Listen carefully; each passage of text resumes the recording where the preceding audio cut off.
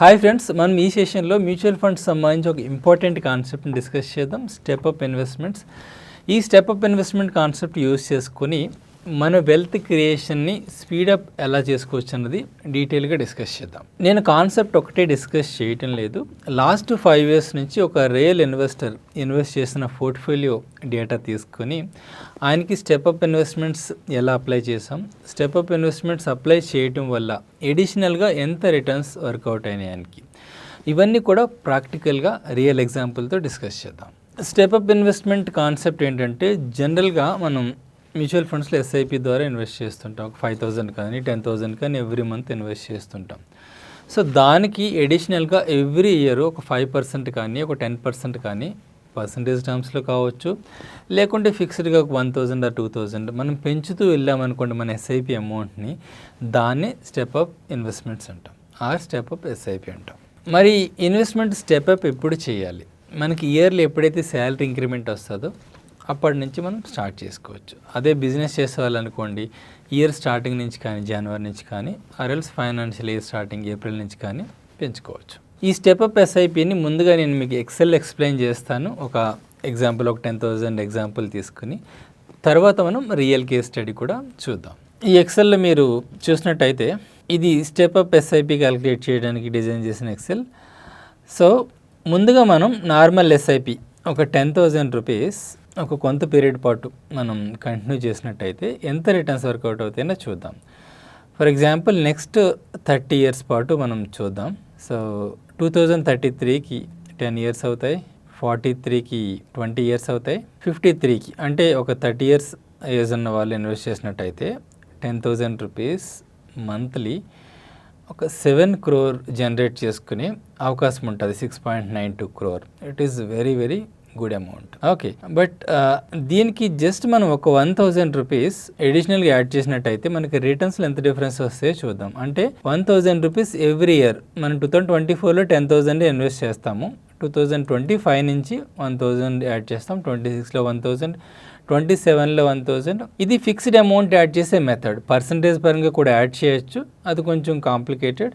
మనం సింప్లిఫైడ్గా అండర్స్టాండ్ చేసుకోవడానికి ట్రై చేద్దాం. సో 1,000 ఎవ్రీ ఇయర్ యాడ్ చేసినట్టయితే మనకి ఒక 30 years ఇప్పుడు ఏజ్ ఉన్న వాళ్ళు రిటైర్మెంట్ ప్లాన్ చేసుకున్నట్టయితే 60 yearsకి ఎంత కార్పస్ క్రియేట్ అయ్యే అవకాశం ఉందో చూద్దాం. దగ్గరగా 11 crore. మనకి 10,000 ఈ 1,000 యాడ్ చేయకముందు ఎంత ఉంది? 7 crore దగ్గరకు ఉంది.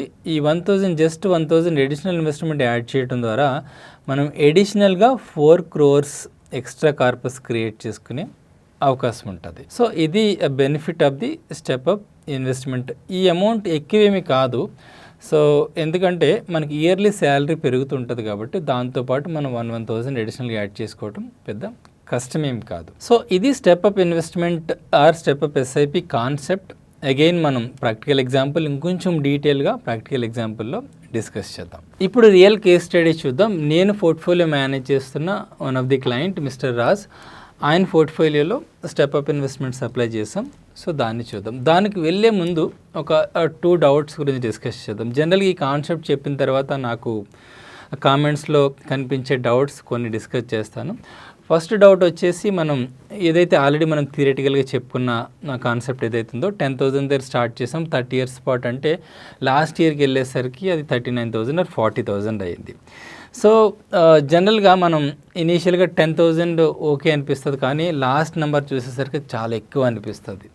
సో 40,000 అనేది పెద్ద నెంబర్ ఏమి కాదు. 30 years తర్వాత మీరు ఇన్ఫ్లేషన్ అడ్జస్ట్ చేసుకున్నట్టయితే 40,000 కూడా 30 years తర్వాత 10,000తో ఈక్వల్లే.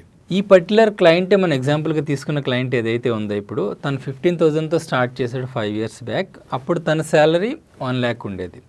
ఇప్పుడు తన శాలరీ అరౌండ్ 2 lakh ఉంది. సో 2 lakh ఉన్నప్పుడు ఇంకొక 5 to 10,000 అడిషనల్గా పెంచడానికి తనకి ఇబ్బంది ఏమి ఉండదు కదా. ఇలానే శాలరీ ఇంక్రిమెంట్స్ అనేది అందరికి కూడా ఉంటూ ఉంటుంది. మీ శాలరీ 5 years బ్యాక్ 50,000 ఉందనుకోండి, ఇప్పుడు మోస్ట్ లైక్లీ 1 lakh ఉంటూ ఉండొచ్చు. ఆర్ఎల్స్ మీరు 5 years బ్యాకే మీ కెరీర్ స్టార్ట్ చేశారు ఒక 20-30,000తో, మేబీ ఇప్పుడు 50-60,000 ఉండొచ్చు. అలానే కొంచెం మన ఇన్వెస్ట్మెంట్ ఇంక్రిమెంట్ చేసుకోవడానికి అందరికి కూడా అవకాశం ఉంటుంది. ఇంకా సెకండ్ డౌట్ వచ్చేసి, ఎగ్జాక్ట్గా సేమ్ అమౌంట్ ఏదైతే ఫిక్స్డ్గా అనుకుంటామో లేకుంటే ఏదైతే పర్సంటేజ్ 5%, 10% ఎగ్జాక్ట్గా సేమ్ అమౌంట్ పెంచాలా అన్నది చాలామందికి ఈ ఏరియాలో క్లారిటీ లేక ఆగిపోతుంటారు.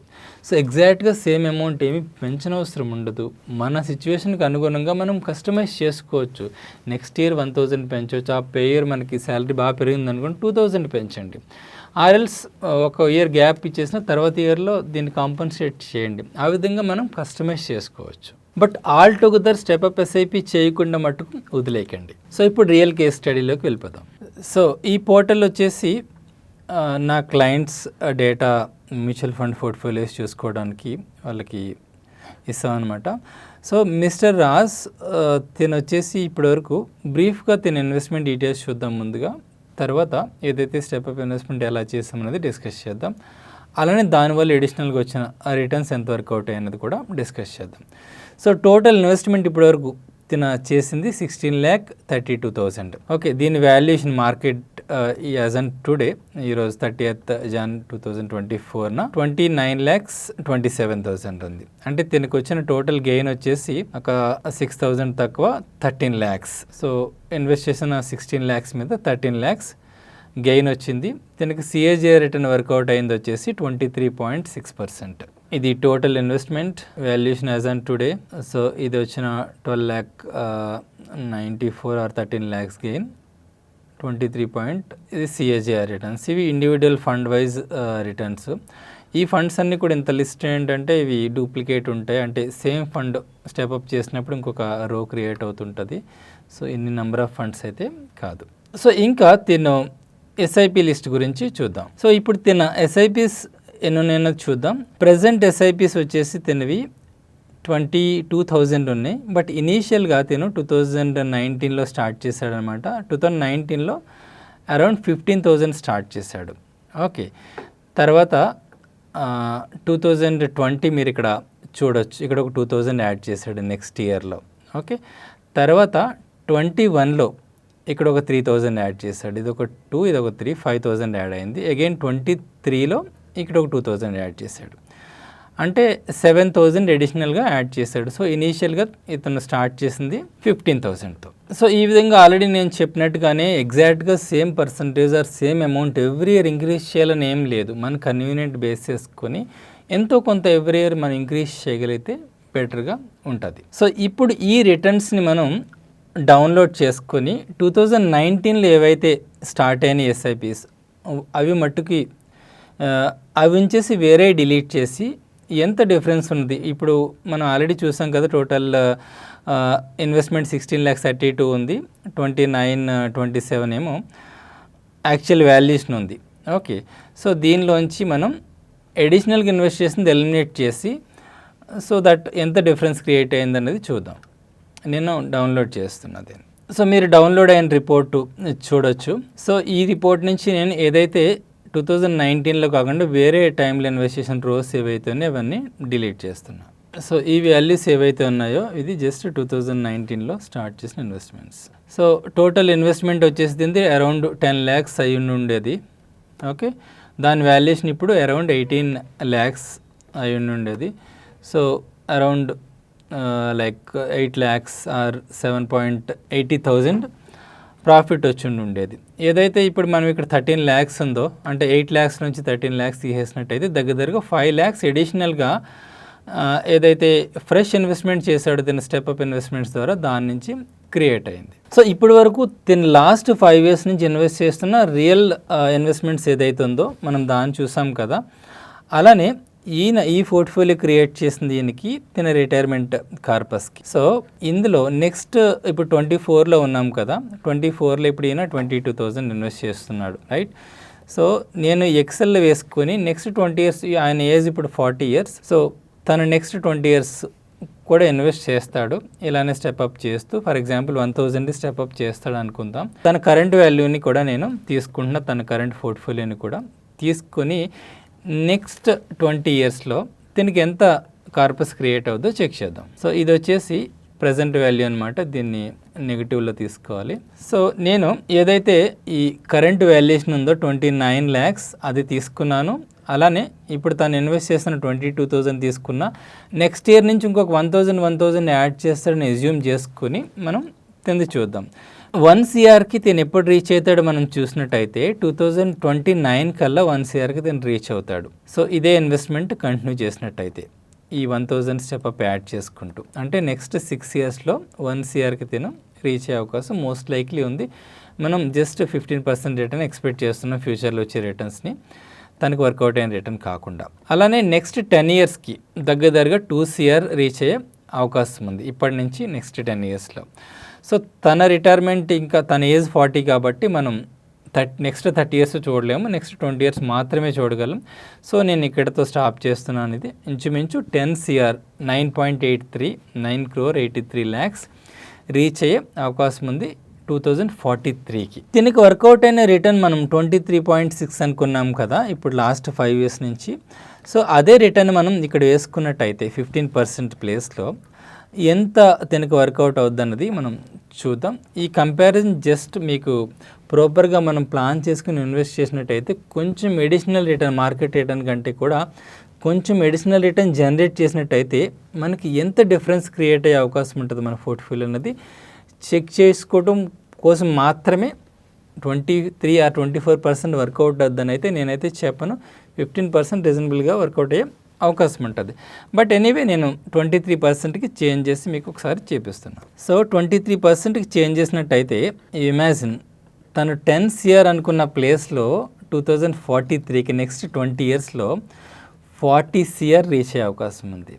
సో కొంచెం మనం ఎడిషనల్ ఆల్ఫా జనరేట్ చేసుకున్నట్టయితే ఇంత ఎడిషనల్ రిటర్న్స్ మనకి క్రియేట్ అయ్యే అవకాశం ఉంటుంది మ్యూచువల్ ఫండ్స్లో.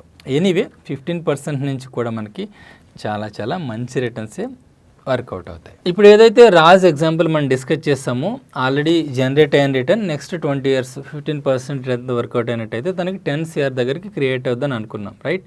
అలా కాకుండా తన స్టెప్ అప్ ఇన్వెస్ట్మెంట్స్ యూజ్ చేయకుండా 15,000 ఏదైతే స్టార్ట్ చేసాడో 5 ఇయర్స్ బ్యాక్ అదే కంటిన్యూ చేసినట్టయితే అంటే last 5 years next 20 years continue చేసినట్టయితే దగ్గరగా దానికి 5 CR మాత్రమే క్రియేట్ అయ్యే అవకాశం ఉంది. సో ఇంత additional wealth step up investments ద్వారా మనం క్రియేట్ చేసుకోవచ్చు. అలానే ఈయన 10 CR అలానే పెద్ద నెంబర్స్ గురించి మాట్లాడుతున్నాడు అని అనుకోకండి. ఎందుకంటే నెక్స్ట్ 30 ఇయర్స్ తర్వాత మనం 10 CR వాల్యుయేషన్ ఎంత ఉంటుందంటే ఇప్పుడు 2.5 crores ఎంత ఉందో నెక్స్ట్ 30 ఇయర్స్ తర్వాత 10 CR వాల్యూ అంత ఉంటుంది. ఇప్పుడు రిటైర్ అయ్యే వాళ్ళకి around 2.5 crores reasonable corpus retirement corpus. So next 30 years తర్వాత కూడా 10 CR అనేది పెద్ద నెంబర్ ఏమీ కాదు. మీరు ఇంకా మీ mutual fund investment journey start చేయనట్టయితే ఇప్పుడే స్టార్ట్ చేయండి. అలానే మీకు మ్యూచువల్ ఫండ్స్ ఇన్వెస్ట్ చేయడానికి నాలెడ్జ్ లేకపోయినా అలానే మీరు ఫోకస్డ్గా మీ ఇన్వెస్ట్మెంట్స్ని ట్రాక్ చేసుకుని ఇన్వెస్ట్మెంట్ చేసుకునే టైం లేకపోయినా మీరు మమ్మల్ని కాంటాక్ట్ చేయొచ్చు. మీ ఫైనాన్షియల్ సిచ్యువేషన్ బేస్ చేసుకొని మీకు మ్యూచువల్ ఫండ్ పోర్ట్ఫోలియో బిల్డ్ చేసి మేము మేనేజ్ చేస్తుంటాం. మీరు కూడా ఈ సెషన్ని షేర్ చేయడం ద్వారా మీ చుట్టూ ఉన్న వాళ్ళ ఫైనాన్షియల్ నాలెడ్జ్ని పెంచవచ్చు.